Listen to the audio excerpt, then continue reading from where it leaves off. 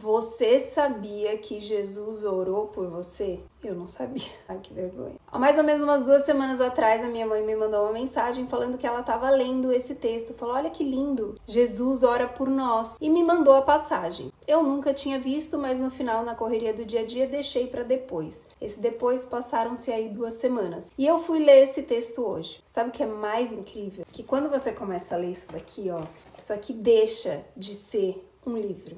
Ele passa a ser uma mensagem viva e ele vai de encontro a você no momento que você mais precisa. Apesar de minha mãe ter me enviado há 2 semanas, eu li hoje e eu precisava ler ele hoje. Essa oração é linda, eu acho que todo mundo deveria ler. Vou deixar a passagem aqui que é João 17. Mas teve algo específico nessa oração que me chamou a atenção e que falou muito comigo. Jesus, ele pede algo específico a Deus, não só uma nem 2 vezes, ele pede 3 vezes. No começo da pandemia, quando as igrejas fecharam, eu decidi pela primeira vez na vida ler a Bíblia de capa a capa. Conforme eu fui fazendo esse estudo, eu li bastante o Velho Testamento, né? Não era uma coisa que eu costumava fazer, eu sempre preferia o Novo Testamento. Eu gostava das histórias de Jesus, das experiências das pessoas que cruzaram com ele no meio do caminho. E foi lendo o Velho Testamento que eu comecei a ver a importância que Deus dava para um dos mandamentos que eu nunca reparei e nem dei essa importância. Esse mandamento específico que eu tô falando, ele tá lá em Êxodo 20, versículo 8, que é o mandamento que fala sobre guardar o sábado, o 7º dia da semana. Que diferente do que a gente aprende ou fomos ensinados, o 7º dia da semana diante de Deus é o sábado. A própria Bíblia está nos dizendo isso. Durante a minha leitura do Velho Testamento, isso foi ainda se tornando cada vez mais forte. Eu via que Deus, ele realmente prezava o guardar do 7º dia. Foi então que eu decidi estudar sobre o Novo Testamento. Até então, o que eu entendia era que Jesus aboliu essa lei de Deus quando ele curou no sábado. Depois da vinda de Jesus, nós vivíamos no momento da graça, então que não era mais necessário guardar o 7º dia. Isso me fez questionar. Eu não consigo imaginar Jesus abolindo uma lei de Deus e deixando isso bem claro pra gente. Na minha opinião, todas as justificativas não são tão claras, assim, é tudo meio...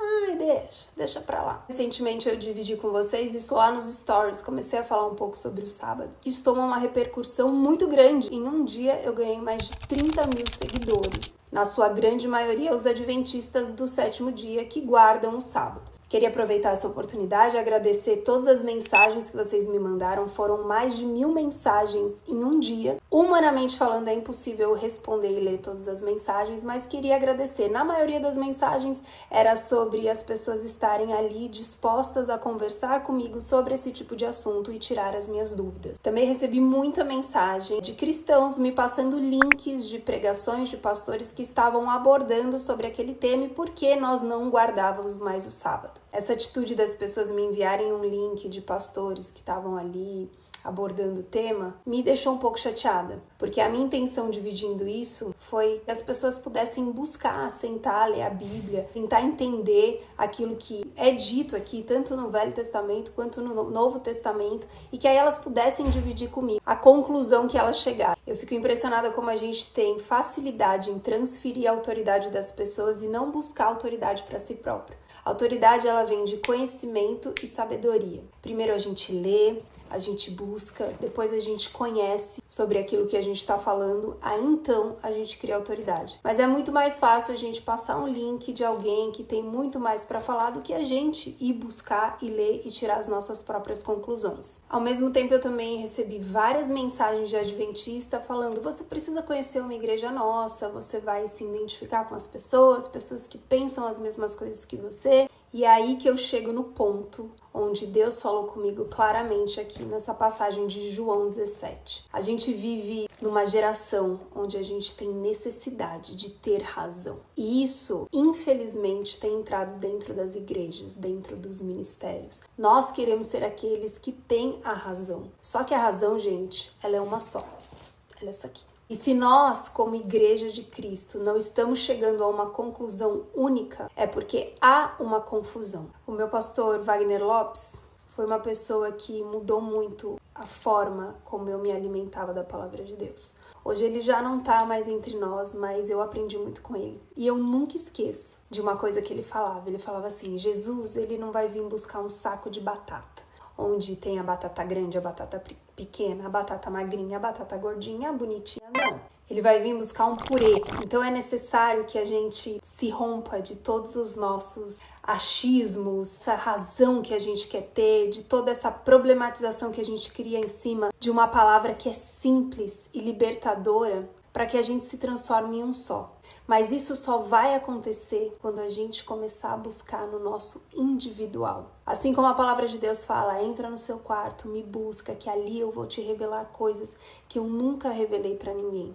É a importância da gente saber no individualismo quem Jesus realmente é e o que Deus espera de nós. Jesus não vai vir te buscar porque você foi todas as semanas no culto, ou então porque todos os dias você lê um versículo e ouve um louvor. Ele vai vir buscar aqueles que o conhecem. E só quem a gente conhece que a gente obedece. E a gente só obedece quem a gente ama. É necessário que a gente ame quem Deus e Jesus verdadeiramente são. Não na concepção do fulano, do ciclano, mas nessa aqui, ó, que é uma só. Nós só vamos nos formar noiva e única igreja do Senhor quando a gente entender que cada um de nós tem uma função, mas antes disso, que nós somos só um corpo. Ter lido e relido sobre isso e estudado e ter tirado as minhas conclusões e ter pedido para Deus me mostrar e Ele me mostrado muitos sinais, não fez com que eu repensasse sobre onde eu tenho que frequentar, mas sim sobre o que isso que Deus falou comigo vai mudar em mim, mudar nas minhas atitudes e, consequentemente, mudar tudo que me rodeia. Esse direcionamento, ele não veio de um adventista do sétimo dia que veio pregar para mim, muito menos de um evangélico que respondeu as minhas perguntas, e olha que eu tentei mandar para alguns pastores, mas mais do que isso, o próprio Deus se revelou para mim. Jesus veio nessa terra como homem, teve a oportunidade de ver e conviver e entender de que forma o evangelho estava sendo aceito. E um pouco antes dele ir embora, ele fez essa oração. E o que mais me chamou a atenção é que não só uma, nem só duas, mas 3 vezes ele fez questão de enfatizar a unidade da Igreja de Cristo. Eu quero ler para você.